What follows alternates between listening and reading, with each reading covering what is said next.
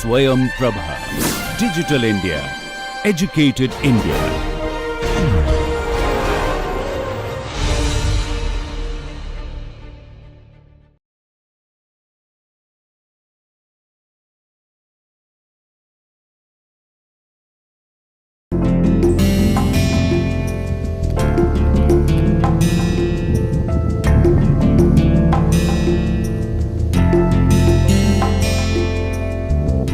And now we're going to talk about what are the obstacles to a moral engagement. We have seen laid the foundations of our enterprise with in the moral domain. Now we are trying to find out that what, before we begin full swing, that what are the objections or obstacles that one faces before a moral engagement. Now the first obstacle that we face is moral relativism. As written on the board, there are two basic obstacles or most common obstacles to moral engagement, which are moral relativism and egoism. Now let me briefly tell you what is moral relativism. Now moral relativism is exemplified by the frequently quoted adage that you come across, that is your life and your values, and this is my life and my values, and therefore I will not sit on judgment upon your values, and you cannot sit on judgment upon my values. Now that our moral frames of reference are different, and there can be no hierarchy among these moral frames of reference or moral points of origin, right? That you come from a different culture and I come from a different culture, and therefore we both cannot, there is no basis for us to have a dialogue. Now this is quite a prevalent attitude, which is exemplified again by the claims that, well, I am not judgmental, not being judgmental, so not making moral judgments upon another culture or another individual or another domain. So let me briefly put it as that the frame that moral relativism is talking about not making a hierarchy between frames of moral reference.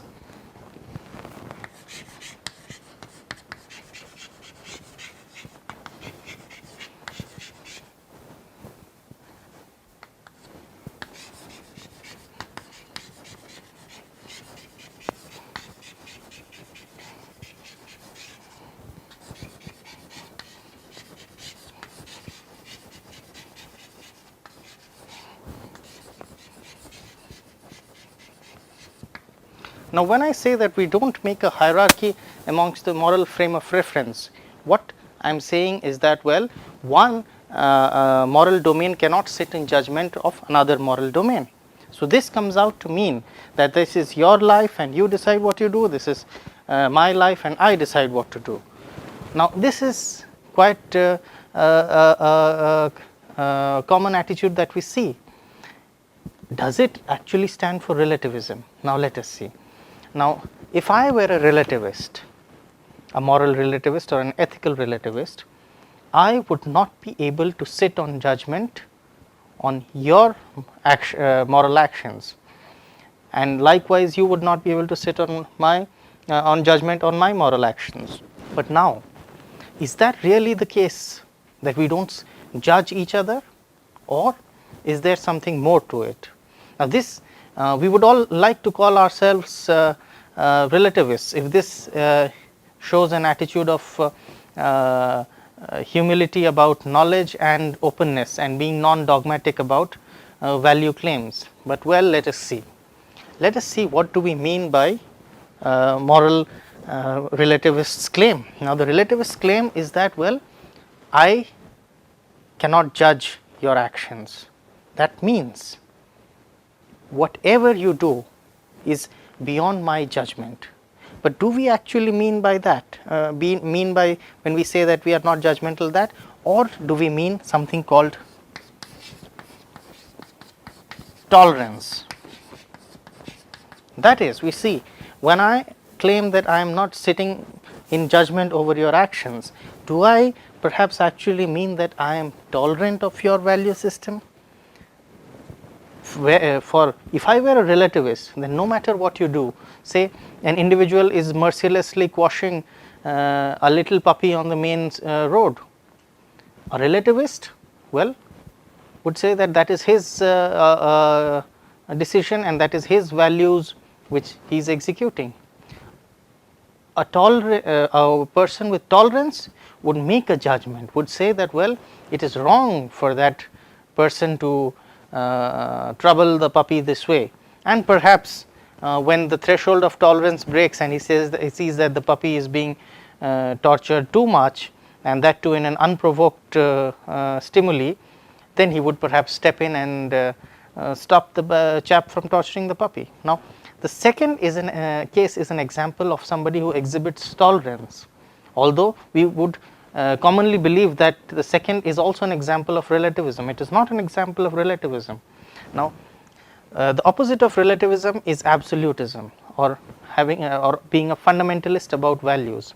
Now, the moment we say a fundamentalist about values, our connotations are of somebody who is dogmatic, rigid, unkind, and perhaps wicked or evil, maybe even a terrorist. But that is just a connotation of fundamentalist. The denotation of a fundamentalist or an absolutist is that one who is open that there can be some transcultural values. That even Mahatma Gandhi is a fundamentalist for that reason, because if he holds that non-violence is a transcultural value no matter what, then Mahatma Gandhi is an absolutist. The Amnesty International, which works for human rights world over, is a fundamentalist organization because it believes human rights are applicable all over the world to all peoples at all times. The Universal Declaration of Human Rights is again a fundamentalist absolutist claim. So, you would see a moral relativist on the other hand cannot make any judgments at all. So, even the act of in a culture where newborn babies are mercilessly slaughtered because of their gender can also not be judged by the moral relativist. So, coming to the absolutist, now we see the absolutist actually does have some stands, the moral relativist can have no stand. So, the first obstacle that we face to moral relativism to the moral engagement is moral relativist. Now, somebody who calls himself a relativist cannot have a dialogue about morality, because for him simply that just as apples and oranges cannot be compared unless until you have a common domain of fruits. So, you cannot compare different value systems because each value system belongs to each domain it comes from. There is nothing to converse about because there is no common truth or no common ground to arrive at. Now, let us reconsider ourselves. Are we people who are tolerant, or are we relativists? Perhaps most of us would claim to belong to the domain of tolerant people rather than relativist. So, as we see that relativism gives us a hue of intellectual humility and non-dogmatic approach, but it is not so actually. In fact, tolerance is what we perhaps more accurately mean or to target when we say that we are humble or about our moral or value claims, that they are fallible. So, being fallible is not the same thing as being a relativist. So, one must clear one's theoretical standpoint, that whether one is a fallibilist or a moral relativist.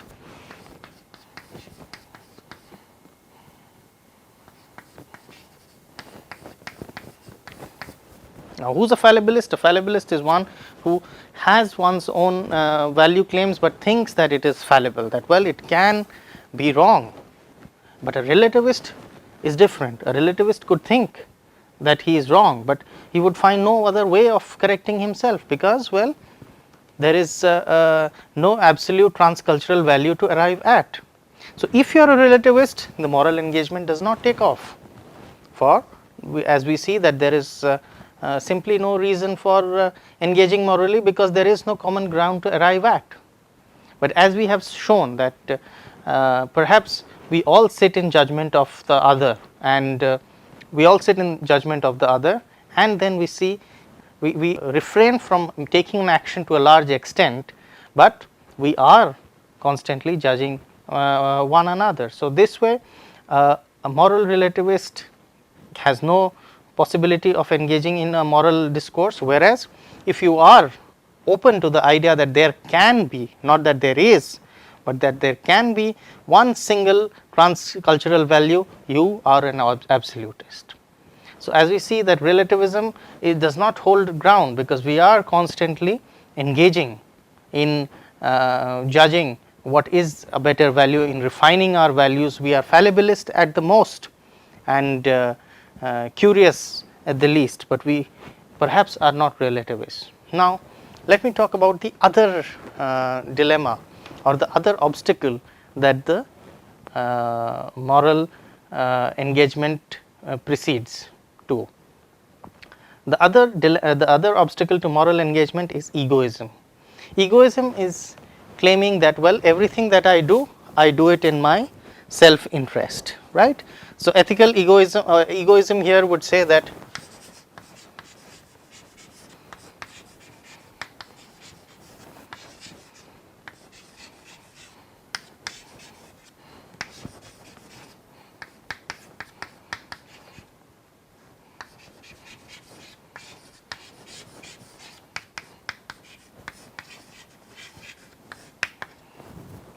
now, is this true?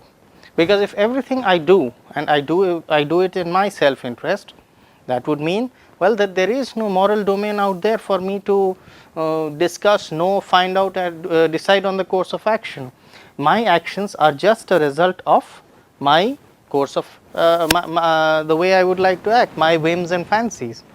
So, if you are an egoist, now the term egoism should not be confused with egotism, or the commonly cited problem, the eye trouble, commonly cited problem known as eye trouble, where people tend to use too much of the letter I to denote themselves. Now, coming back to egoism, on the other hand, is a philosophical theory which claims that each one of us acts only in one's own interest. Now, there are two versions of egoism. They are psychological egoism and ethical egoism. Psychological egoism is a descriptive theory, that is, it is describing behavior, human behavior, and it is claiming that, well, we should do what is in our psychological egoism describes that human beings do what is in their self interest.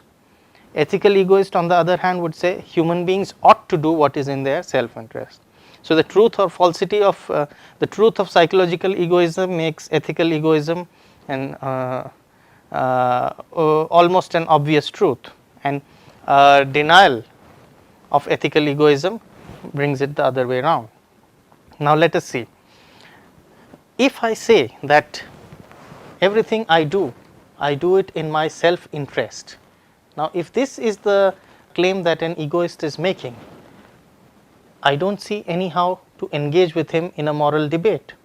Rather, I would like to ask him or her that, is there anything that you can do which is not in your self interest?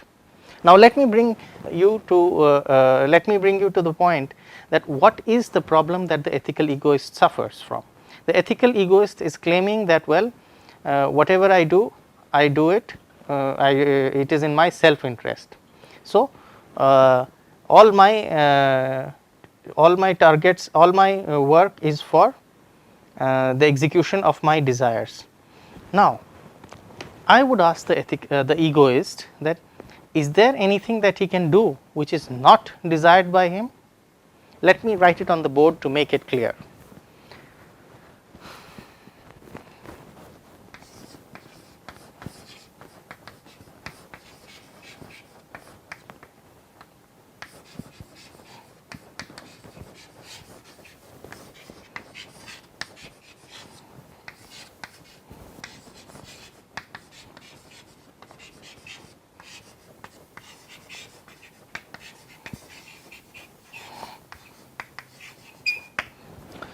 Now, the problem of the egoist is understood by understanding the ambiguousness of the term self interest. If self interest means something that is desired by me or that gives me satisfaction,